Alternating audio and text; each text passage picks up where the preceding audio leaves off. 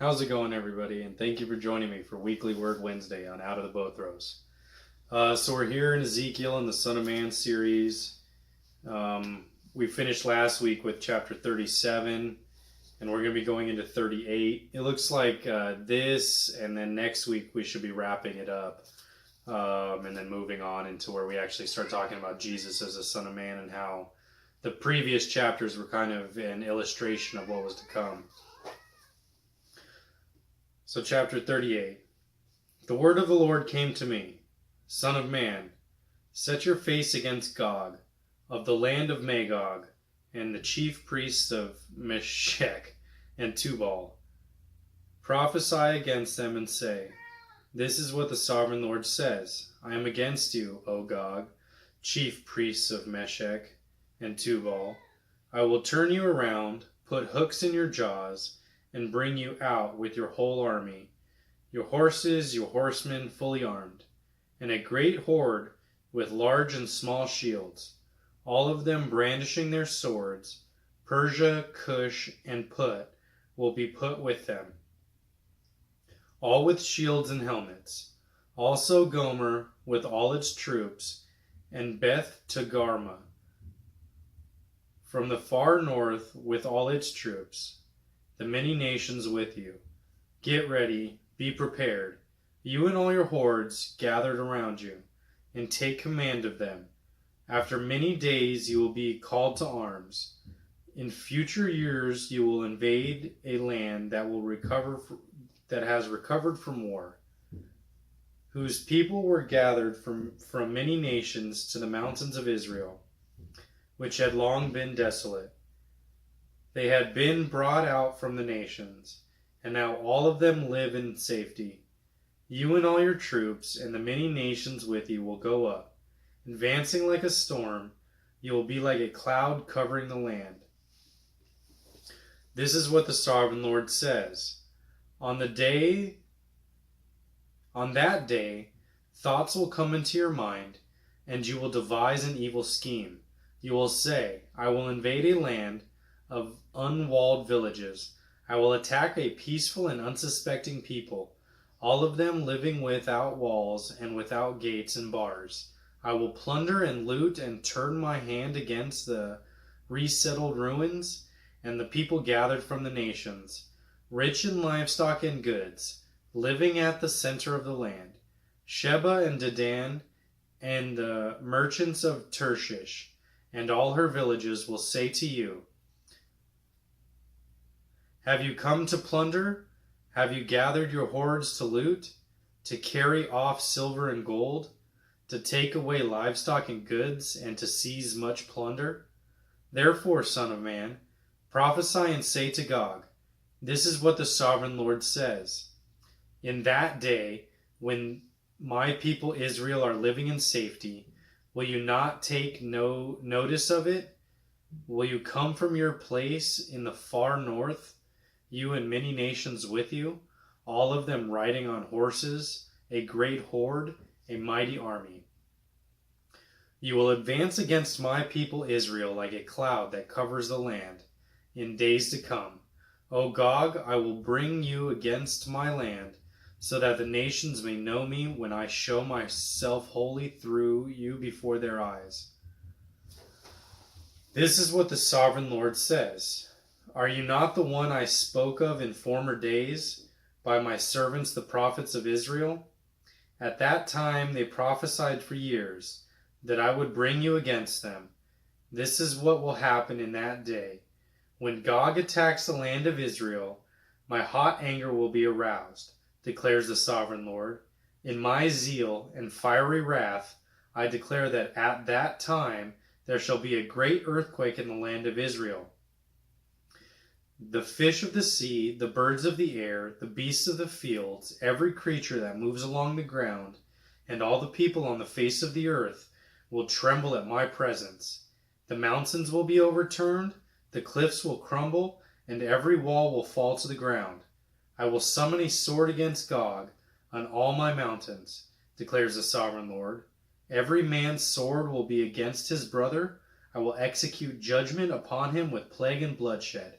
I will pour down torrents of rain, hailstones and burning sulfur on him, and on his troops, and on the many nations with him. And so I will show my greatness and my holiness, and I will make myself known in the sight of many nations. Then they will know that I am the Lord. Chapter 39. Son of man, prophesy against Gog and say, this is what the sovereign Lord says. I am against you, O Gog, chief priests of Meshech and Tubal. I will turn you around and drag you along. I will bring you from the far north and send you against the mountains of Israel. Then I will strike your bow from your left hand and make your arrows drop from your right hand. On the mountains of Israel you will fall, you and all your troops and the nations with you. I will give you as food to all kinds of carrion birds and to the wild animals. You will fall in the open fields, for I have spoken, declares the sovereign Lord.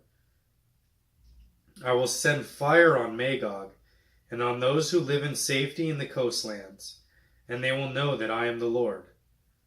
I will make known my holy name among my people Israel, and I will no longer let my holy name be profaned, and the nations will know that I, the Lord, am the Holy One in Israel. It is coming. It is surely to take place, declares the sovereign Lord. This is the day I have spoken of. Then those who live in the towns of Israel will go out and use the weapons for fuel and burn them up. The small and the large shields, the bows and arrows, the war clubs and the spears. For 7 years they will use them for fuel. They will not need to gather wood from the fields or cut it from the forests, because they will use the weapons for fuel. And they will plunder those who plundered them and loot those who looted them, declares the sovereign Lord. On that day I will give Gog a burial place in Israel, in the valley of those who travel east toward the sea. It will block the way of the travelers, because Gog and all his hordes will be buried there. So it will be called the Valley of Hamon-Gog. For 7 months the house of Israel will be burying them in order to cleanse the land. All the people of the land will bury them, and the day I am glorified will be a memorable day for them, declares the sovereign Lord. Men will be regularly employed to cleanse the land. Some will go throughout the land. In addition to them, others will bury those who remain on the ground. At the end of the 7 months they will begin their search. As they go through the land and one of them sees a human bone, he will set up a marker beside it until the gravediggers have buried it in the valley of Hamon-Gog. Also a town called Hamanah will be there, and so they will cleanse the land. Son of man, this is what the sovereign Lord says. Call out every kind of bird and all the wild animals. Assemble and come together from all around the sacrifice I am preparing for you. The great sacrifice on the mountain of Israel. There you will eat flesh and drink blood. You will eat the flesh of mighty men and drink the blood of the princes of the earth, as if they were rams and lambs, goats and bulls, all of them fattened animals from Bashan. At the sacrifice I am preparing for you, you will eat fat till you are gluttoned and drink blood till you are drunk. At my table you will eat your fill of horses and riders, mighty men and soldiers of every kind, declares the sovereign Lord. I will display my glory among the nations, and all the nations will see punishment I inflict, and the hand I lay upon them. For the day forward the house of Israel will know that I am the Lord their God, and the nations will know the people of Israel went into exile for their sin, because they were unfaithful to me. So I hid my face from them, and handed them over to their enemies, and they all fell by the sword. I dealt with them according to their uncleanliness and their offenses, and I hid my face from them. Therefore, this is what the sovereign Lord says. I will now bring Jacob back from captivity. I will have compassion on all the people of Israel, and I will be zealous for my holy name. They will forget their shame and all the unfaithfulness they showed towards me when they lived in safety in their land. with no one to make them afraid. When I have brought them back from the nations, and have gathered them from the countries of their enemies, I will show myself holy through them in the sights of many nations. Then they will know that I am the Lord their God. For though I sent them into exile among the nations, I will gather them to their own land, not leaving any behind. I will no longer hide my face from them, for I will pour my spirit on the house of Israel, declares the sovereign Lord. Chapter 40. In the 25th year of our exile, at the beginning of the year, on the 10th of the month, in the 14th year after the fall of the city, on that very day the hand of the Lord was upon me. And he took me there in visions of God. He took me to the land of Israel, and set me on a very high mountain, on whose south side were some buildings that looked like a city. He took me there, and I saw a man whose appearance was like bronze. He was standing in the gateway with a linen cord and a measuring rod in his hand. The man said to me, Son of man, look with your eyes and hear with your ears, and pay attention to everything I am going to show you. For that is why you have been brought here. Tell the house of Israel everything you see. I saw a wall completely surrounding the temple area. The length of the measuring rod in the man's hand was 6 long cubits, each of which was a cubit and a handbreadth. He measured the wall. It was 1 measuring rod thick and 1 rod high. Then he went to the gate facing east. He climbed its steep steps and measured the threshold of the gate. It was 1 rod deep. The alcoves for the guards were 1 rod long and 1 rod wide, and the projecting walls between the alcoves were 5 cubits thick, and the threshold of the gate next to the portico facing the temple was 1 rod deep. Then he measured the portico of the gateway. It was 8 cubits deep, and its jambs were 2 cubits thick. The portico of the gateway faced the temple. Inside the east gate there were alcoves on each side. The 3 had the same measurements, and the faces of the projecting walls on each side had the same measurements. Then he measured the width of the entrance to the gateway. It was 10 cubits, and its length was 13 cubits. In front of each alcove was a wall, 1 cubit high, and the alcoves were 6 cubits square. Then he measured the gateway. From the top of the rear wall of one alcove to the top of the opposite one, the distance was 25 cubits from one parapet opening to the opposite one.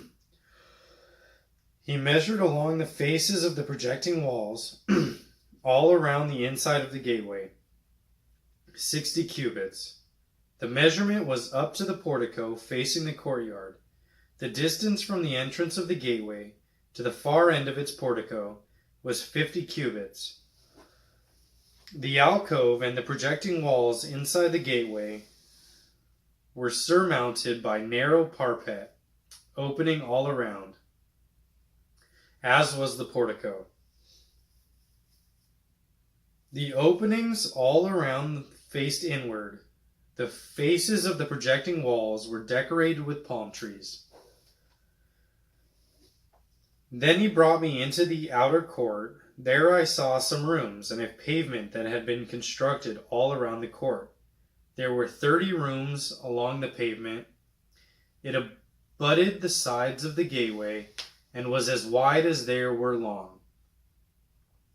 This was the lower pavement. Then he measured the distance from the inside of the lower gateway to the outside of the inner court. It was 100 cubits on the east side as well as on the north.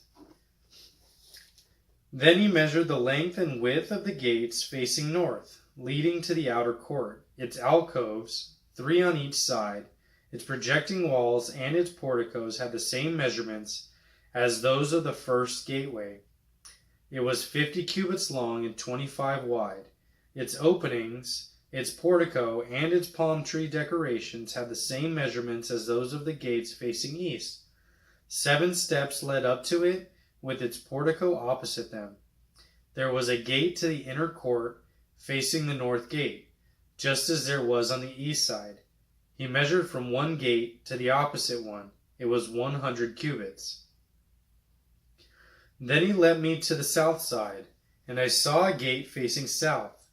He measured its jambs and its portico, and they had the same measurement as the others. The gateway and its porticos had narrow openings all around. Like the openings of the others, it was 50 cubits long and 25 cubits wide. 7 steps led up to it, with its portico opposite them. It had a palm tree decoration on the faces of the projecting walls on each side. The inner court also had a gate facing south, and he measured from this gate to the outer gate on the south side. It was 100 cubits. Then he brought me into the inner court through the south gate, and he measured the south gate. It had the same measurements as the others. Its alcoves, its projecting walls, and its porticos had the same measurements as the others. The gateway and its portico had openings all around. It was 50 cubits long and 25 cubits wide. The porticos of the gateway around the inner court were 25 cubits wide and 5 cubits deep. Its porticos faced the outer court. Palm trees decorated its jambs, and 8 steps led up to it. Then he brought me to the inner court on the east side, and he measured the gateway. It had the same measurements as the others. Its alcoves, its projecting walls, and its porticos had the same measurements as the others. The gateway and its porticos had openings all around. It was 50 cubits long and 25 cubits wide. Its portico faced the outer court. Palm trees decorated the jambs on either side, and 8 steps led up to it. Then he brought me to the north gate and measured it. It had the same measurements as the others, as did its alcoves, its projecting walls, and its portico, and it had openings all around. It was 50 cubits long and 25 cubits wide. Its porticos faced the outer court. Palm trees decorated the jambs on either side, and 8 steps led up to it. A room with a doorway was by the portico in each of the inner gateways, where the burnt offerings were washed. In the portico of the gateway were 2 tables on each side, on which the burnt offerings, sin offerings, and guilt offerings were slaughtered. By the outside wall of the portico of the gateway, near the steps at the entrance to the north gateway, were 2 tables, and on the other side of the steps were 2 tables. So there were 4 tables on one side of the gateway and 4 on the other side, 8 tables in all, on which the sacrifices were slaughtered. There were also 4 tables of dressed stone for the burnt offerings, each a cubit and a half long, a cubit and a half wide, and a cubit high. On them were placed the utensils for slaughtering the burnt offerings and the other sacrifices. A double-pronged hook, each a handbreadth long, were attached to the wall all around. The tables were for the flesh of the offerings. Outside the inner gate, within the inner court, were 2 rooms, one at the side of the north gate and facing the south, and another at the side of the south gate and facing north. He said to me, "The room facing south is for the priests who have charge of the temple, and the room facing north is for the priests who have charge of the altar. These are the sons of Zadok, who are the only Levites, who may draw near to the Lord to minister before him." Then he measured the court. It was square, 100 cubits long and 100 cubits wide, and the altar was in front of the temple.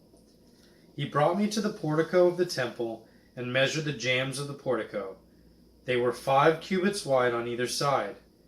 The width of the entrance was 14 cubits, and its projecting walls were 3 cubits wide on either side.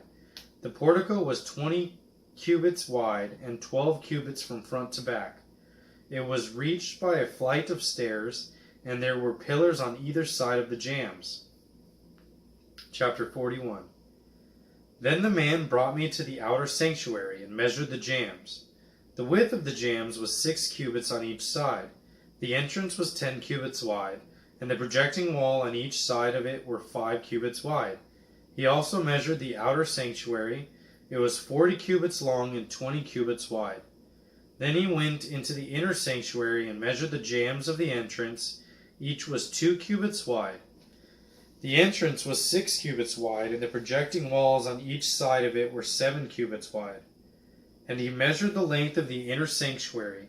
It was 20 cubits, and its width was 20 cubits across, the end of the outermost sanctuary. He said to me, "This is the most holy place." Then he measured the walls of the temple. It was 6 cubits thick, and each side of the room, the temple, was 4 cubits wide. The side rooms were on 3 levels, one above another, 30 on each level. There were ledges all around the walls of the temple to serve as supports for the side rooms, so that the supports were not inserted into the walls of the temple. The side rooms were all around the temple, were wider at each successive level.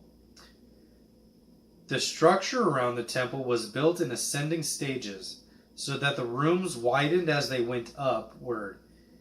A stairway went up from the lowest floor to the top floor throughout the middle floor.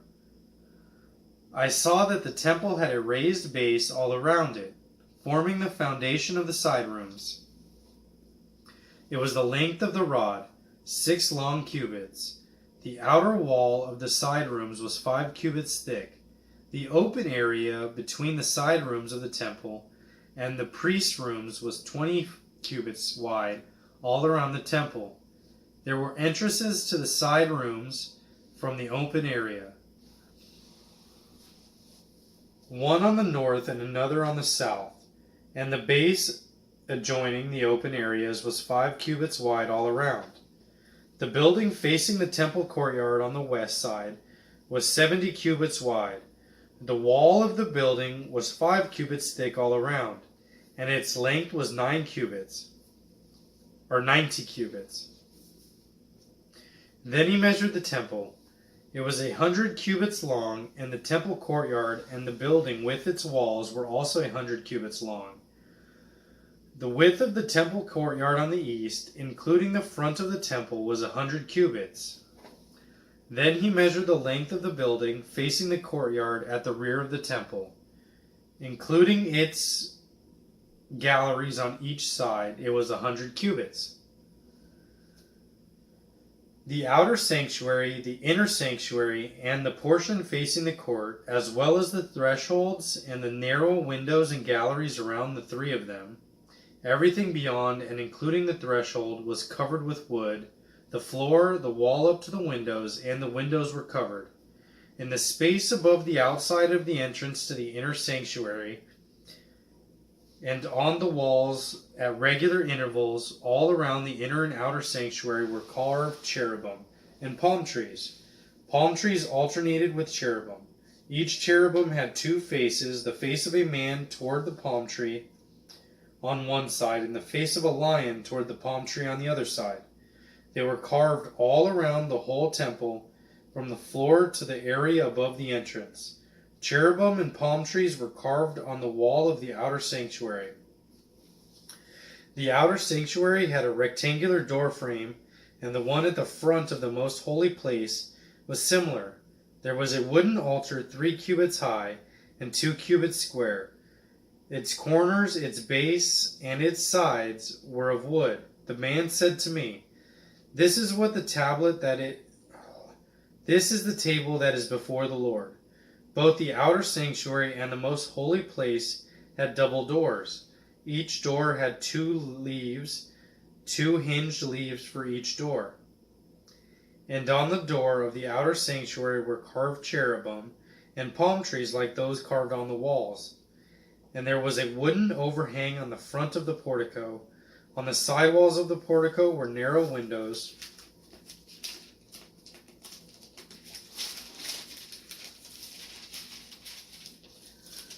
with palm trees carved on each side.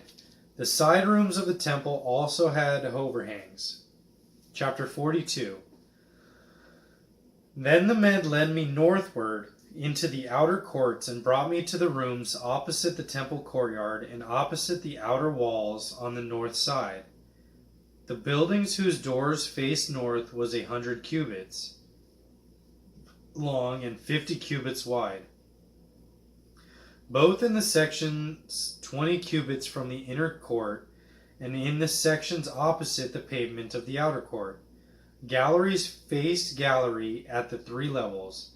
In the front of the room was an inner passageway 10 cubits wide and 100 cubits long. Their doors were on the north. Now the upper rooms were narrower from the galleries, took more space from them than from the rooms on the lower and the middle floors of the buildings. The rooms on the 3rd floor had no pillars, as the courts had, so they were smaller in floor space than those on the lower and the middle floors. There was an outer wall parallel to the rooms and the outer court.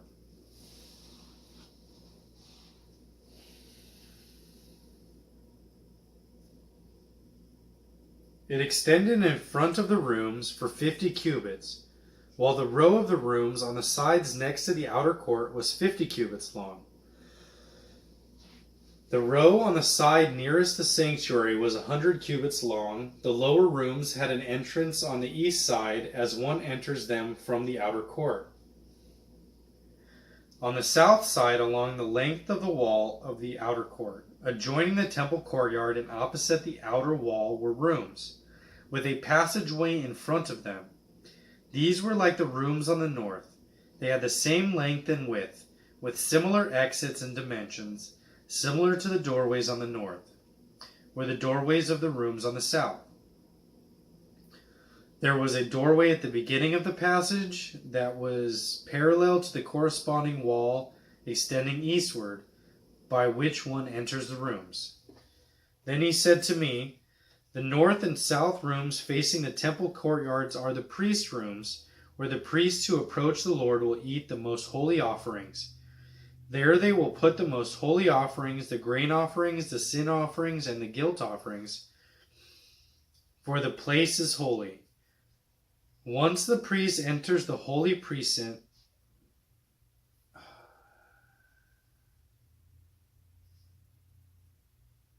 I think it's precincts, they are not to go into the outer court until they leave behind the garments in which they minister, for these are holy. They are to put on other clothes before they go near the places that are for the people." When he had finished measuring what was inside the temple area, he led me out by the east gate and measured the area all around. He measured the east side with the measuring rod. It was 500 cubits. He measured the north side. It was 500 cubits by the measuring rod. He measured the south side. It was 500 cubits by the measuring rod. Then he turned to the west side and measured it. It was 500 cubits by the measuring rod. So he measured the area on all 4 sides. It had a wall around it, 500 cubits long and 500 cubits wide, to separate the holy from the common. All right, so we're going to go ahead and finish here in chapter 43. And then we'll just go ahead and finish up there. And then we'll be moving on next week to finish the Ezekiel book here. So chapter 43. Then the man brought me to the gate facing east, and I saw the glory of God of Israel coming from the east. His voice was like the roar of rushing waters, and the land was radiant with his glory. The visions I saw was like the vision I had seen when he came to destroy the city, and like the visions I had seen by the Kebar River, and I had fell face down. The glory of the Lord entered the temple through the gate facing east. Then the Spirit lifted me up and brought me into the inner court, and the glory of the Lord filled the temple. While the man was standing beside me, I heard someone speaking to me from inside the temple. He said, "Son of man, this is the place of my throne, and the place for the soles of my feet. This is where I will live among the Israelites forever. The house of Israel will never again defile my holy name, neither they nor their kings, by their prostitution and their lifeless idols, or their kings at their holy places. When they place their threshold next to my threshold and their doorposts beside my doorposts, with only a wall between me and them, they defiled my holy name by their detestable practices. So I destroy them in my anger. Now let them put away from me their prostitution and their lifeless idols of their kings, and I will live among them forever. Son of man, describe the temple to the people of Israel, that they may be ashamed of their sins.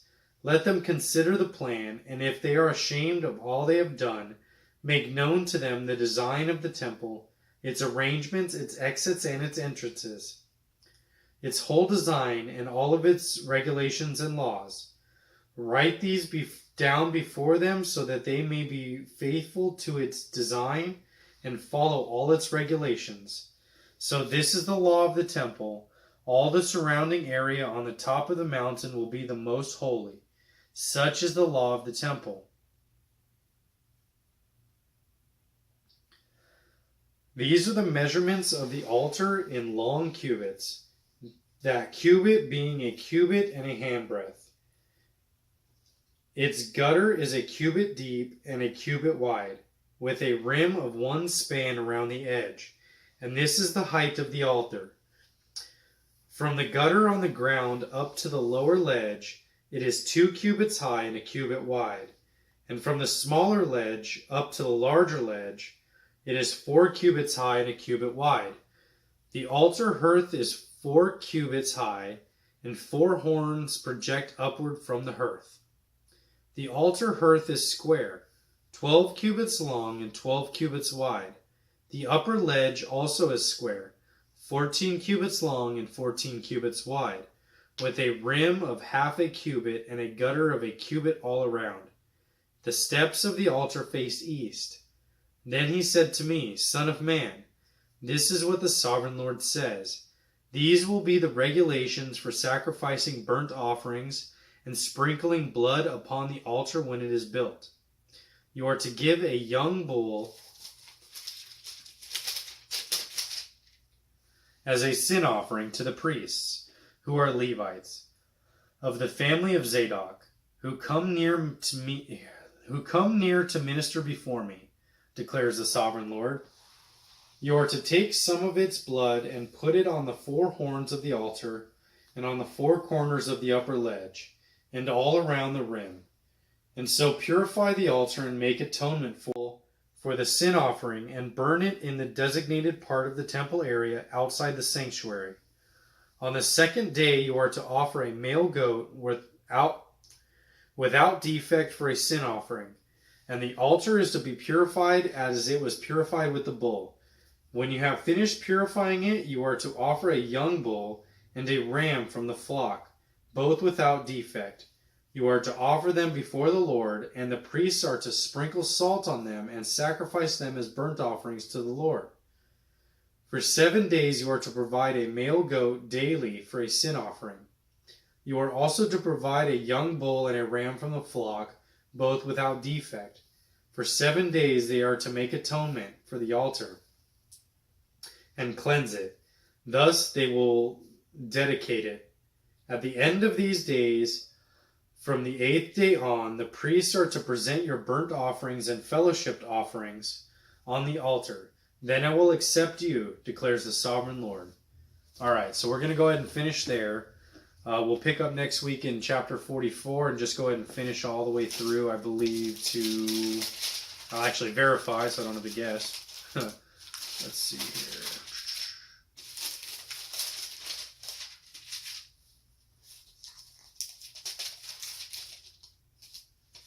So it looks like we'll actually go ahead and be finishing with chapter 48. Looks like the last chapter of Ezekiel. So we'll go ahead and finish that up next week and do a quick discussion on it before we go into some discussions about our Lord Jesus Christ. So if you guys do have any questions or comments about that section, I know it's kind of more descriptive about the temple and the sacrifices that were going to be coming in that time. It also kind of looks like it might be a spiritual representation of a temple as well, so you guys might want to look into that, because it was supposed to shame the people as well to a degree, seeing as when they saw the plans, they were to know that the Lord was holy. So we're going to go ahead and finish up there, and then I'll see you guys next week. Hope you guys have a good one.